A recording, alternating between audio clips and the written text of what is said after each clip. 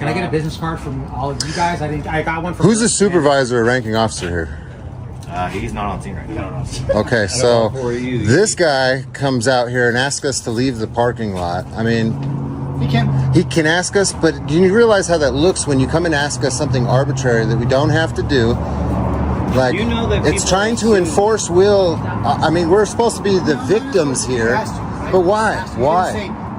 Why? Why come out and even approach us if that dude doesn't have the authority? Keep it separate, so there's no further issue. Yeah, you want to leave. You're right. When you start pointing shit out, that's what happens right there. Because you're wrong. You shouldn't approach me. You shouldn't have said. He can, right? I can ask. Give me $5. Can I have $5? That's his shit. Can I have $5? And I would say no.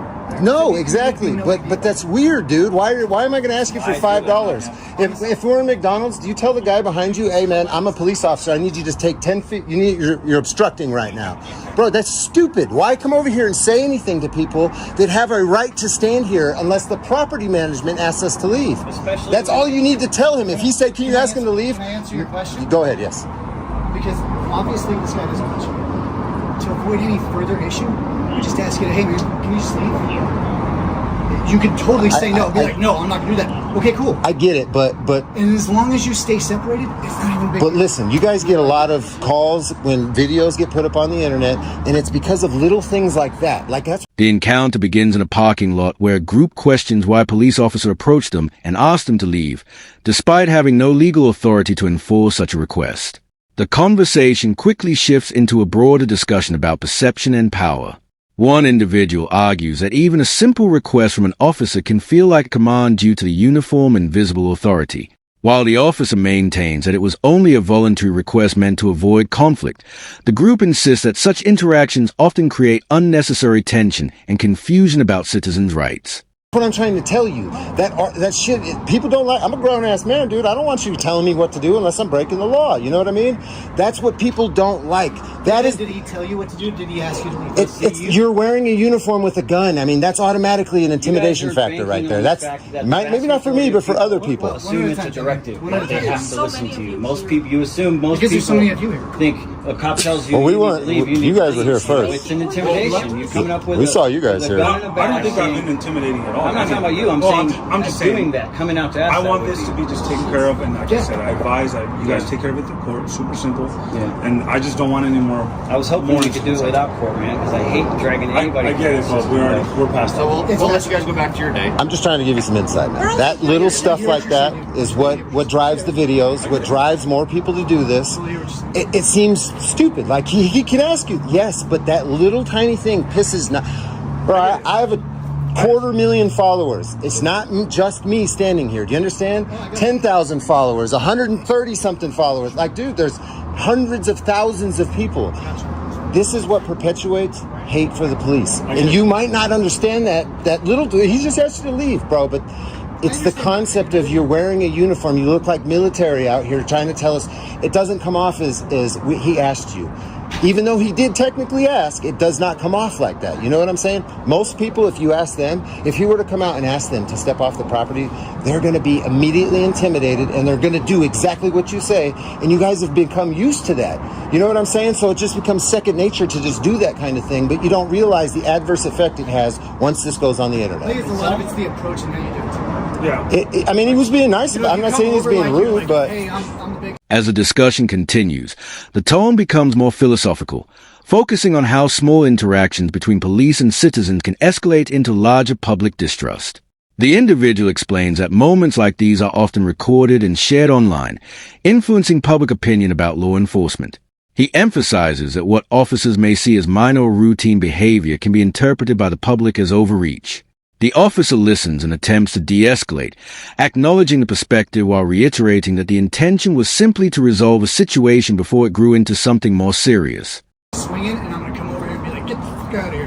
That's one thing. If I'm cool about it and be like, hey, bro. Yeah, but... I feel like it's reminiscent of the, I'm not touching you, I'm not touching you. Stop. Here's an example. Are you married? Are you married? Are you married? Yes. Can I fuck your wives, please? Please? That's weird as fuck, right, dude?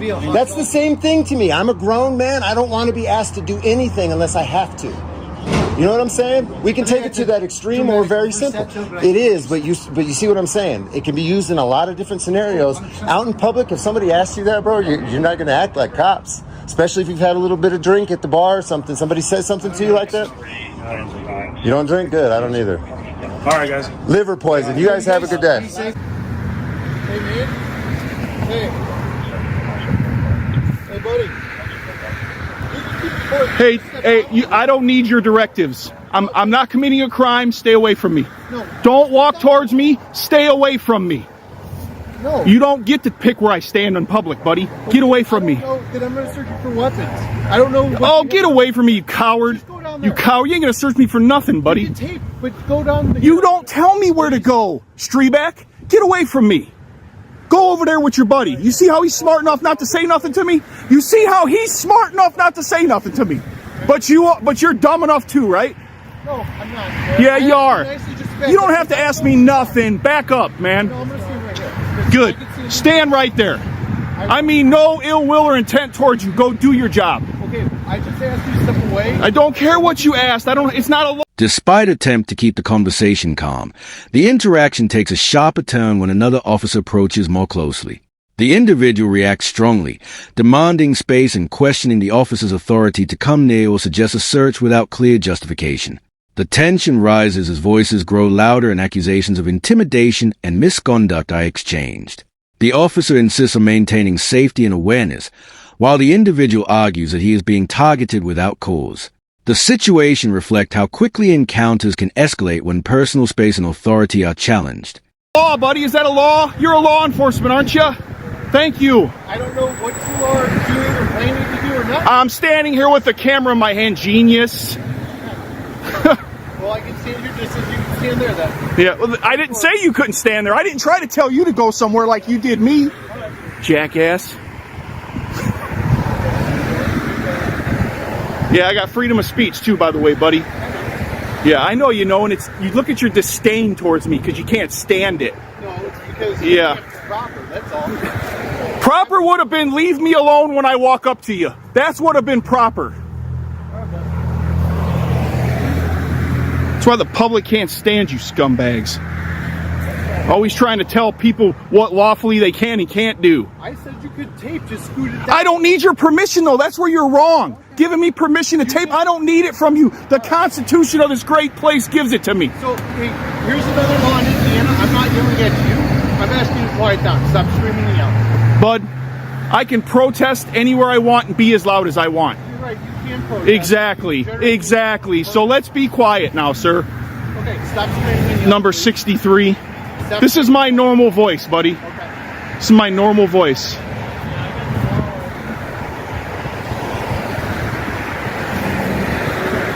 So this is Officer Strebeck, number 63. He's from Griffith. Do not walk up He's a on moron. Do Then not we walk got up number on 9. Giving you a legal lawful directive. Do not walk up on these. We got number 63. This is his car. He's a canine douche. Got number 8.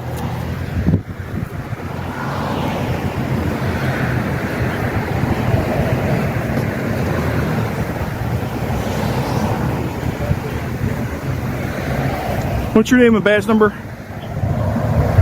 Okay, if they can just get somebody with a license. I already know who you are. You don't need to identify yourself. Just don't walk I don't. up on us. I'm not telling you again. Don't walk up on us. Notice how this guy's not saying nothing to me. Because he's on the radio. He's man. not saying nothing to me, bro. But you keep on talking. I know you're not. I would never be a pig. Okay, that's Never in my life. You're very disrespectful for no good reason. So are you by telling me what to do as soon as I walked up. You should have shut your mouth. You should have shut your mouth and you wouldn't have had this. All right, man. Just keep walking. I'm going to stand right here, buddy. You don't walk up on us. I don't know anything about you. So don't. You're a coward, dude. You shouldn't be a police officer if you're scared of people walking up on you.